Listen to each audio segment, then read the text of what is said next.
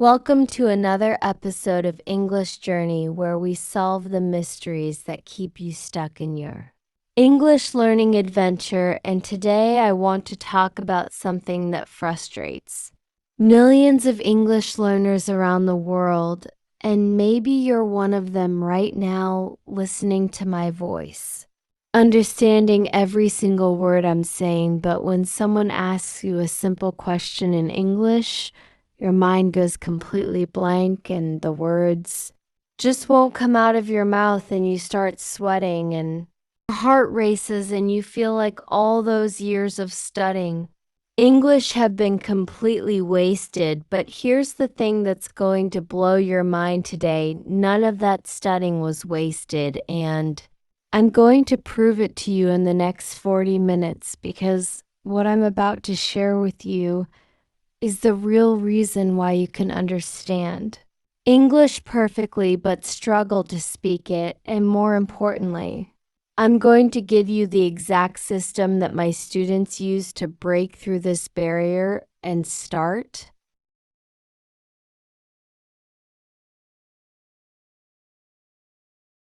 speaking confidently within just a few weeks. So if you've been nodding your head thinking, yes, that's exactly my problem, then you're in the right place. And I want you to do something for me right now. Give this video a quick thumbs up, because I know this is going to transform your English speaking ability. And I want you to comment below with the word ready if you're ready to finally solve this puzzle that's been holding you back for so long. Now let me tell you about Maria, a student of mine from Brazil who came to me completely frustrated because she had been studying English for 8 years. She could watch Netflix shows without subtitles. She could read English novels. She could understand complex business presentations. But when her boss asked her to give a simple presentation in English, she froze completely and ended up speaking broken sentences with long, awkward pauses. And she said to me in perfect English, by the way, "Why can I understand everything you're saying right now, but I can't express my own thoughts fluently?" And this is the exact question that led me to discover what I call the comprehension speaking gap. And once you understand this gap and learn how to bridge it, your speaking ability will skyrocket. And speaking of Maria, let me tell you what happened to her after she applied what I'm about to teach you. Just 3 weeks later, she was leading international meetings in English with confidence, and her colleagues couldn't believe the transformation. And here's something interesting. She told me that she didn't learn any new vocabulary or grammar rules. She simply learned how to activate what was already in her brain, and that's exactly what we're going to do for you today. So, what is this mysterious comprehension speaking gap, and why does it happen to so many English learners? Well, let me explain it using a simple analogy that will make everything crystal clear. Imagine your brain has 2 different rooms.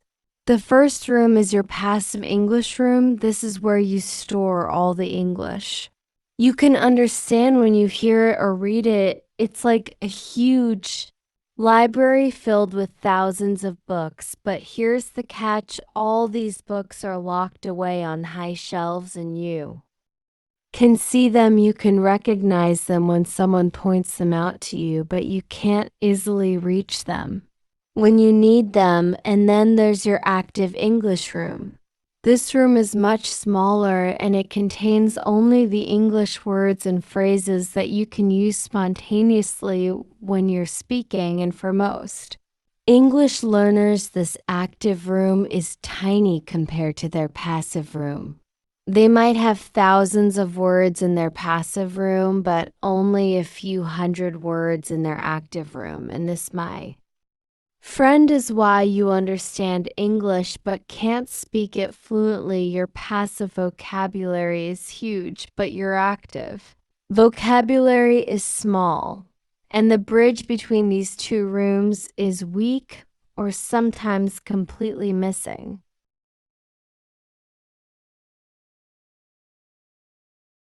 Now let me slow this down and have you practice with me because this concept is so important for your English journey. Repeat after me slowly. Passive vocabulary, that's the English. You understand passive vocabulary good. Now say active vocabulary. That's the English. You can use active vocabulary excellent. And now the key phrase, the bridge between passive and active, the bridge being passive and active, perfect. And this bridge is what we're going to build together today. But before we continue, I want you to think about this. Have you ever been in a conversation where you knew exactly what you wanted to say in your native language, but you couldn't find the right English words and you ended up saying something completely different? Or maybe you said nothing at all. If this sounds familiar, type yes in the comments because I want to see how many of you have experienced this frustrating situation. Here's what happens in your brain when you try to speak English, and this is fascinating from a neuroscience perspective. When someone speaks to you in English, your brain activates what scientists call the recognition pathway. This pathway is really good at matching sounds to meanings that you've learned before. It's like having a really smart filing system that can quickly find the right file when someone gives you a clue, but when you try to speak English, your brain needs to activate it completely. Different pathway called the production pathway, and this pathway is much more complex because it has to search through all your knowledge, find the right words, put them in the correct order, check the grammar, make sure the pronunciation is right, and do all of this in real time, while you're also thinking about what you want to say and trying not to look stupid. And this is why speaking feels so much harder than understanding, because understanding uses one simple pathway, but speaking uses multiple complex pathways all at the same time. And most English learners never train these production pathways properly. They spend all their time feeding the recognition pathway by listening and reading, but they neglect the production pathway, and that's like trying to become a professional. Be a basketball player by only watching games and never actually practicing shooting the ball.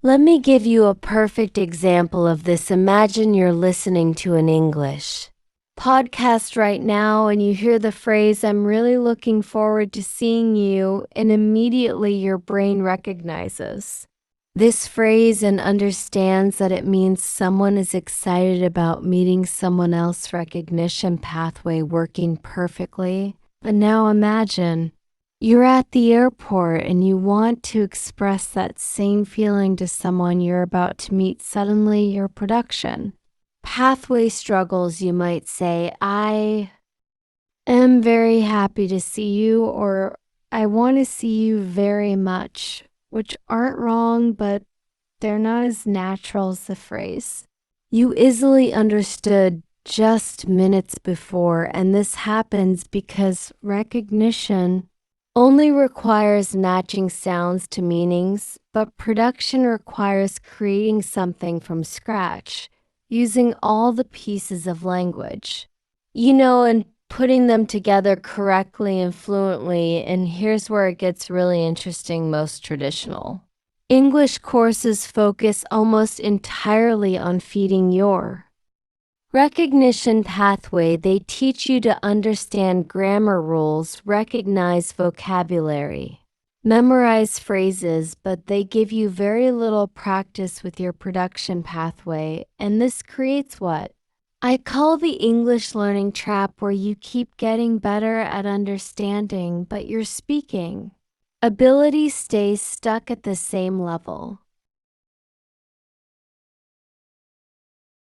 Now let's practice something together that will start activating your production pathway. Right now, I'm going to say a common English phrase and I want you to repeat it, but then I want you to create your own sentence using the same pattern. Ready? Here we go. The phrase is, I'm really excited about, and now you complete it with something you're excited about out loud right now. Don't just think it, say it. I'm really excited about, and add your own words. Pause the video if you need to and actually say it out loud, because this is how you start building that bridge between passive and active vocabulary. You take a pattern you recognize and you force your brain to use it creatively, and this simple exercise is more powerful than hours of passive listening because you're training your production pathway to grab patterns from your passive knowledge and use them actively. But here's something that will surprise you: the biggest reason why you can't speak English fluently isn't actually about vocabulary or grammar. It's about something much more fundamental that most teachers never address, and this discovery changed everything for me when I was developing my teaching method, and it will change everything for you too once you understand it. The real problem is speed mismatch. Let me explain what I mean. When you listen to English, you can take your time to process what you hear. Even in a normal conversation, your brain has several milliseconds to search through your passive vocabulary and match the sounds to meanings you recognize. But when you speak, you need to produce words in real time. There's no pause button, there's no rewind. You can't take 5 seconds to think about the perfect word while someone is waiting for your answer, and this speed requirement completely overwhelms most English learners because they've never trained their brain to access English knowledge quickly. They've trained their brain to access English knowledge carefully and accurately, but not quickly, and these are two completely different skills. Think about it this way: when you speak your native language, you don't think about grammar rules or search for vocabulary. Your words just flow automatically because you've practiced speaking your native language for thousands and thousands of hours until it became automatic. But with English, most learners spend maybe 1 or 2 hours per week actually speaking, and the rest of their study time is silent reading, grammar exercises, vocabulary memorization, listening to podcasts, but very little actual speaking practice. And then they wonder why speaking feels so difficult. It's like wondering why you can't play piano after studying music theory for years, but never actually touching the keys. Your fingers need to develop muscle memory, and your brain needs to develop speech muscle memory, and this only happens through speaking practice, lots and lots of speaking practice.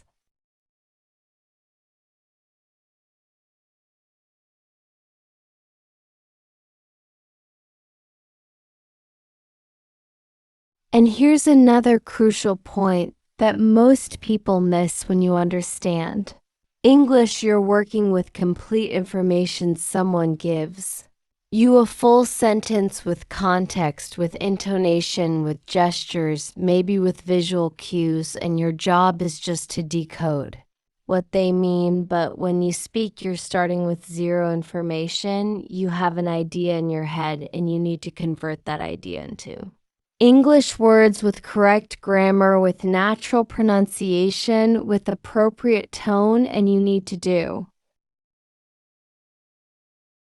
All of this while monitoring how the other person is reacting and adjusting your message accordingly. It's like the difference between solving a jigsaw puzzle when you have the picture on the box versus creating a jigsaw puzzle from scratch, when you don't even know what the final picture should look like. And this is why speaking requires a completely different type of training than listening or reading.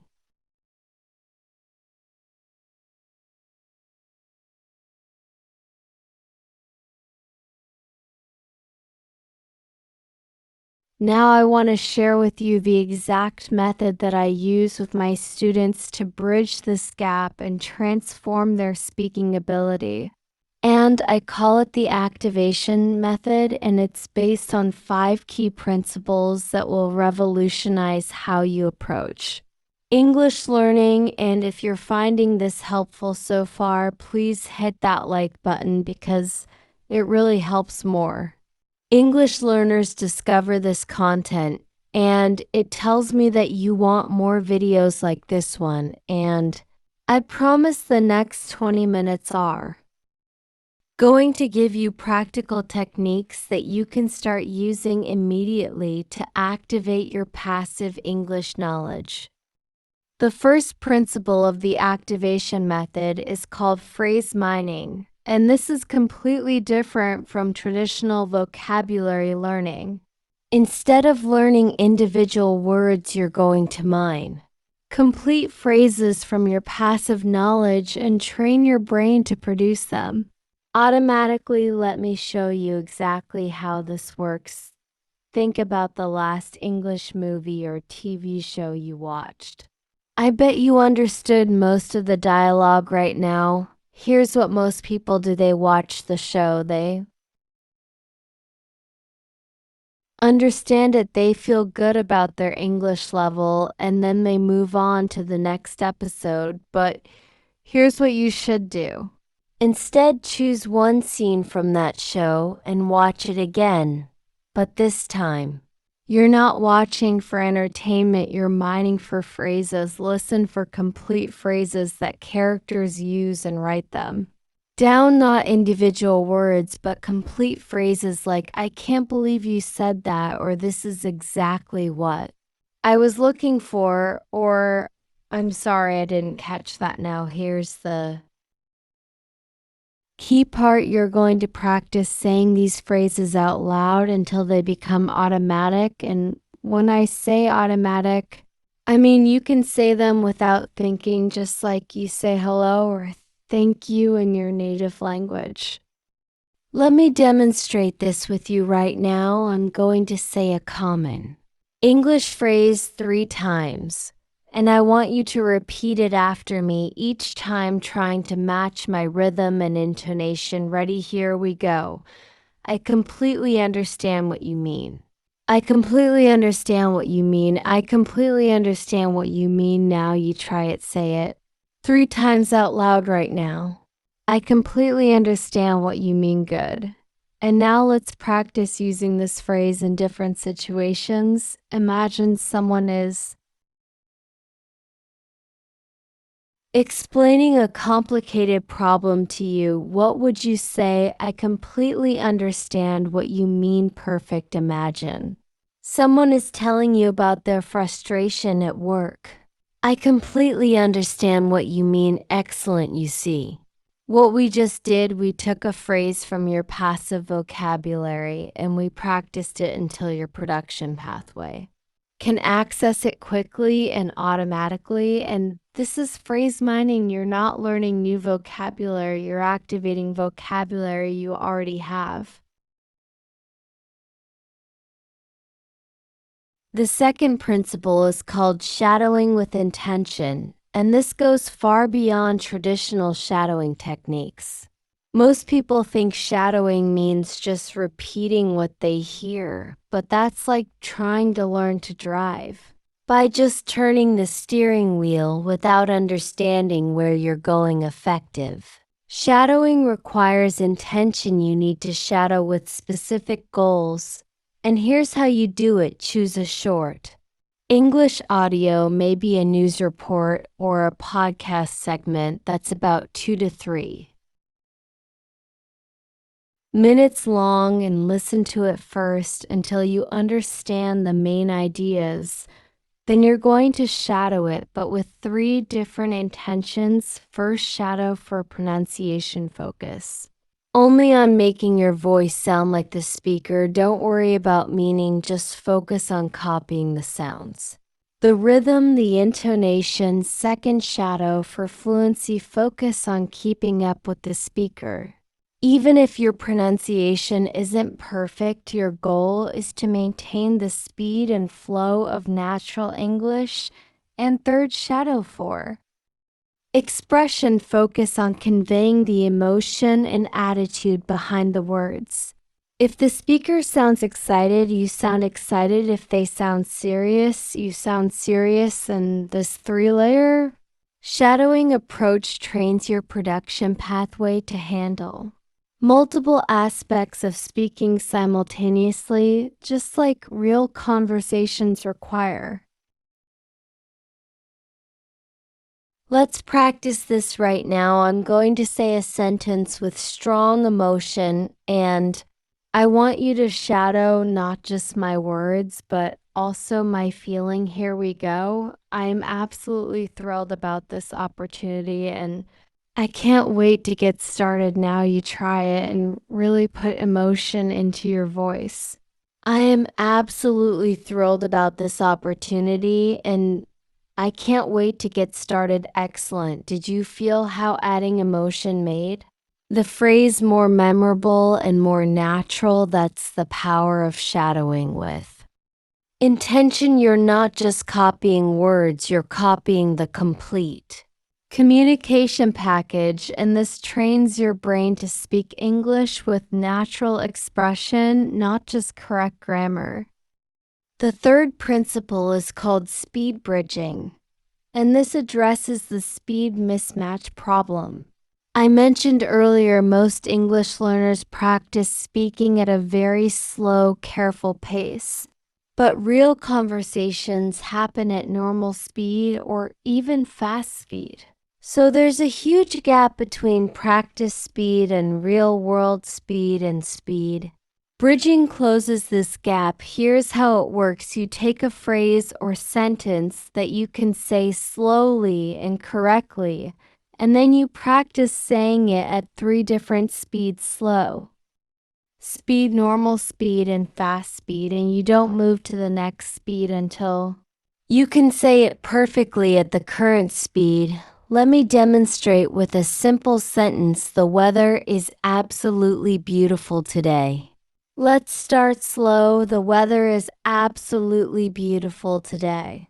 Now normal speed. The weather is absolutely beautiful today. And now fast speed. The weather is absolutely beautiful today. Now you try it. Start slow and work your way up to fast speed, and notice how this forces your brain to access the words more quickly each time. And this speed training is crucial because it prepares your production pathway for the real world, where you can't speak slowly and still sound natural.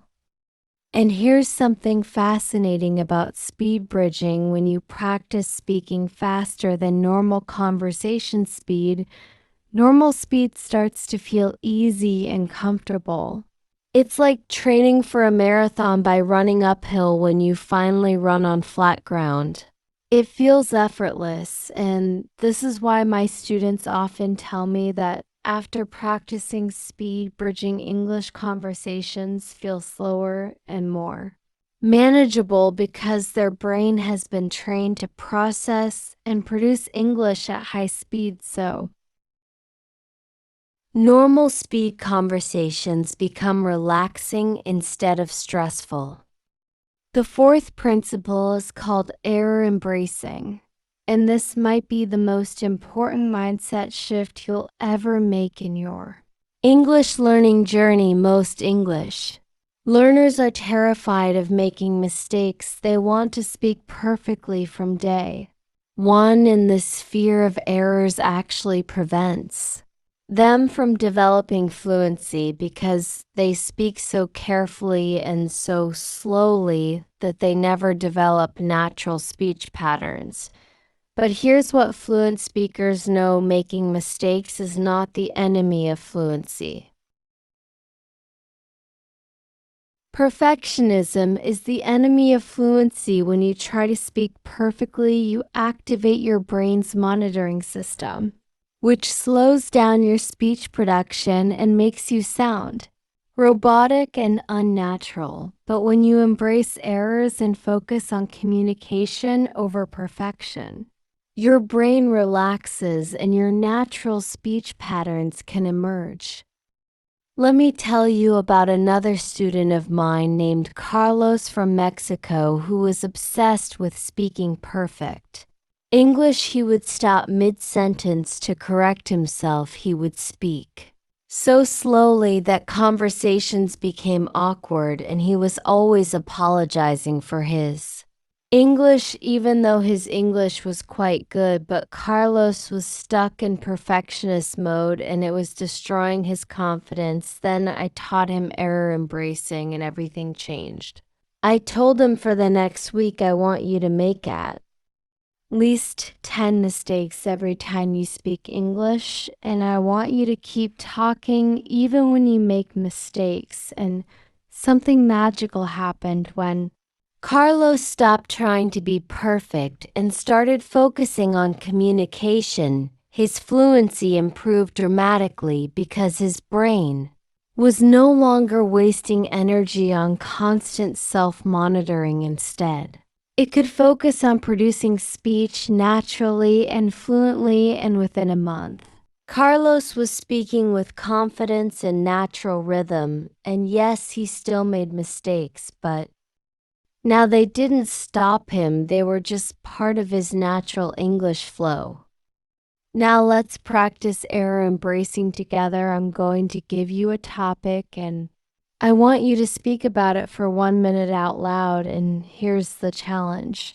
I want you to speak continuously without stopping, even if you make mistakes, even if you can't find the perfect word.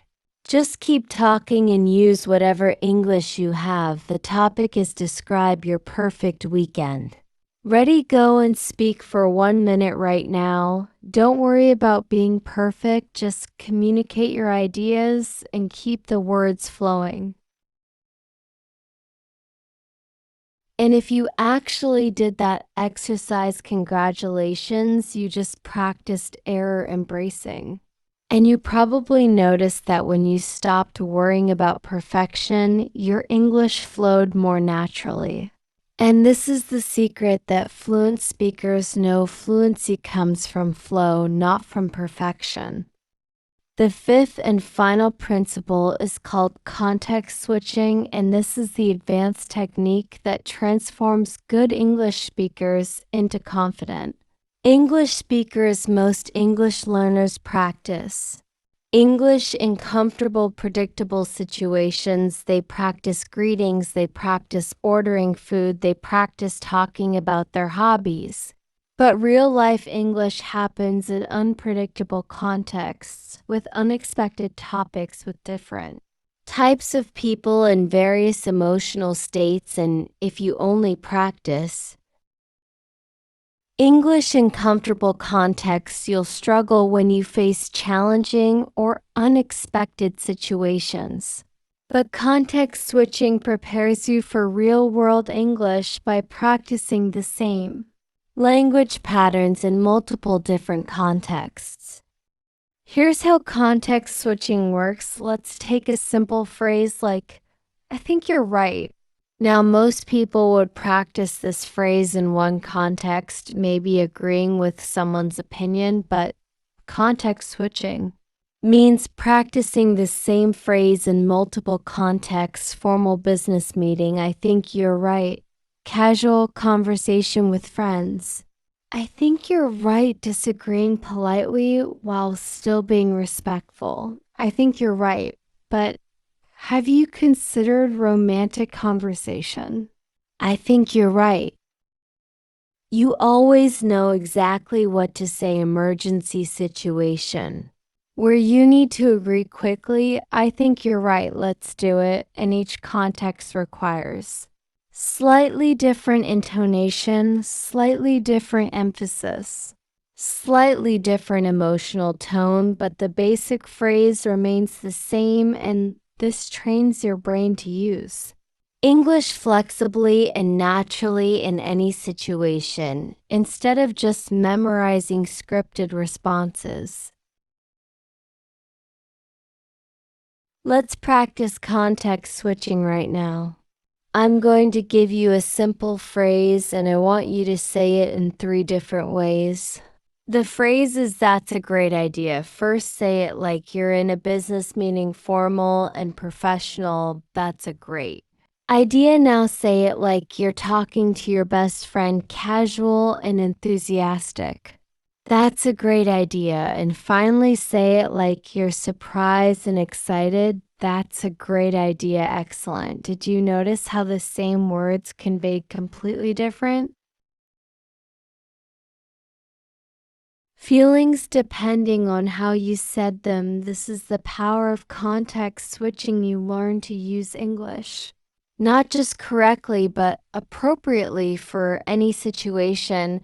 And this flexibility is what makes the difference between someone who knows English and someone who communicates confidently in English.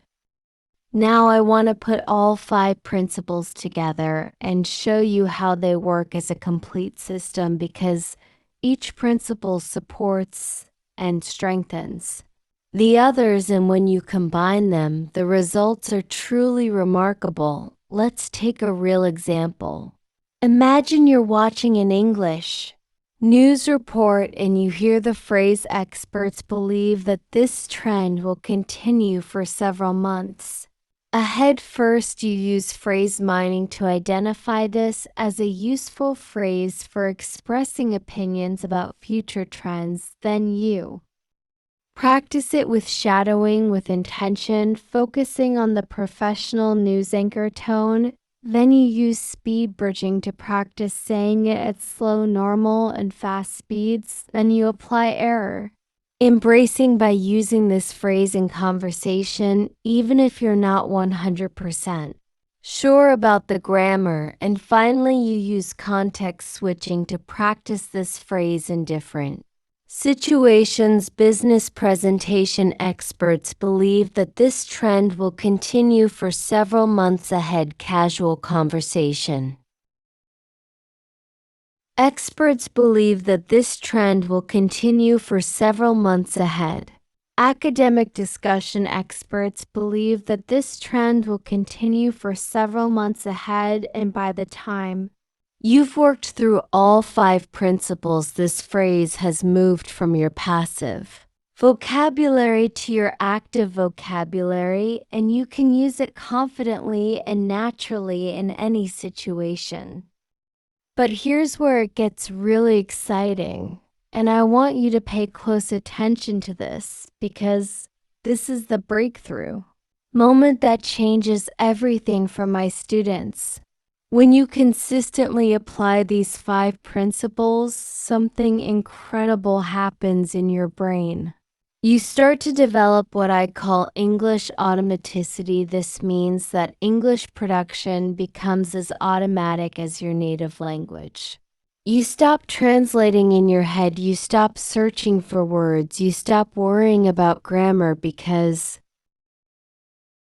your brain has been trained to produce English naturally and fluently, and this automaticity is the real goal of English learning. Not perfect grammar, not extensive vocabulary, but automatic, natural production of English. And once you achieve this, everything else becomes easy. Conversations become enjoyable, presentations become confident, job interviews become successful, because you're not fighting your brain anymore. You're working with your brain's natural learning processes. And speaking of working with your brain, let me tell you about the neuroscience behind why this method is so effective. Recent brain imaging studies show that when people speak their native language fluently, multiple brain regions work together in perfect harmony. The language areas, the motor areas, the emotional areas, the memory areas all coordinating seamlessly, but when people speak a second language that they've learned through traditional methods, only the language areas are active the other. Areas remain disconnected, and this disconnection is why traditional English learning produces people who know English but can't use English naturally, but the activation method specifically trains all these brain areas to work together, just like they do in your native language. And this is why my students often tell me that after using this method, English starts to feel natural and automatic instead of forced and difficult. Now I know what some of you might be thinking. This sounds great, but how long does it take to see results? And this is a fair question. Because we live in a world of instant everything and everyone wants quick results. But here's the honest truth: developing English automaticity takes time, but the improvements start immediately. Let me give you a realistic timeline. In the first week of applying these principles, you'll notice that you feel more confident when speaking English because you're no longer trying to be perfect. In the first month, you'll notice that common phrases start coming to you more quickly because you've been activating your passive vocabulary. In the first 3 months, you'll notice that you can maintain conversations longer without getting mentally exhausted because your production pathways are getting stronger. And after 6 months of consistent practice, you'll experience what my students call the breakthrough moment, where English starts to feel natural and automatic instead